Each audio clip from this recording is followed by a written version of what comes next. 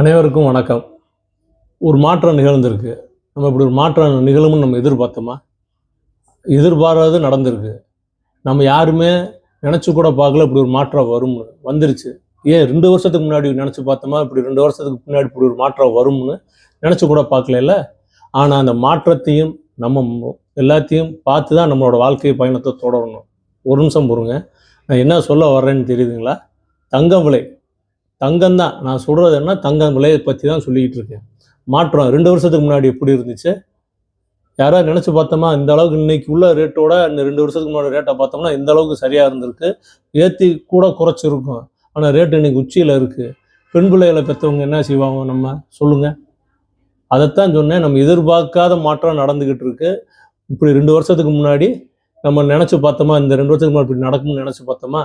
அன்னைக்கு தங்கத்துல முதலீடு பண்ணவங்க வச்சிருப்பாங்க. இன்னைக்கு வாங்கணும்னு நெனைக்கிறவங்க 1 கிராமோட விலையே எக்கச்சக்கமா இருக்கு. வெள்ளி விலையும் கூடிருச்சுல்ல. அன்னைக்கு 1 கிராம் வெள்ளி விலை எவ்வளவு இருந்துச்சு? இன்னைக்கு 1 கிராம் வெள்ளி விலை எவ்வளவு இருக்கு?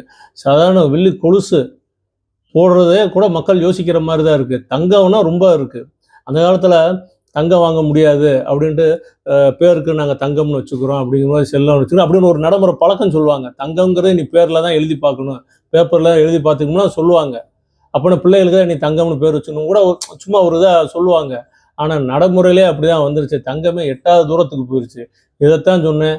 நடக்காத மாற்றம் நடந்திருக்கு. எதிர்பார்க்காதது நடந்திருக்கு. நம்ம 2 வருஷத்துக்கு முன்னாடி பின்னாடியும் இப்படி நடக்கும்னு நம்ம நினச்சி பார்த்தோமா? முன்னாடி 2 வருஷத்துக்கு முன்னாடி எப்படி இருந்தது? இப்போ 2 வருஷத்துக்கு பின்னாடி எப்படின்னு நினச்சி பார்க்கணும். என்ன இருக்குது? எதாக இருந்தாலும் நம்ம வாழ்க்கை வாழ்ந்து தானே பார்க்கணும். வாங்க நம்ம பயணிப்போம்.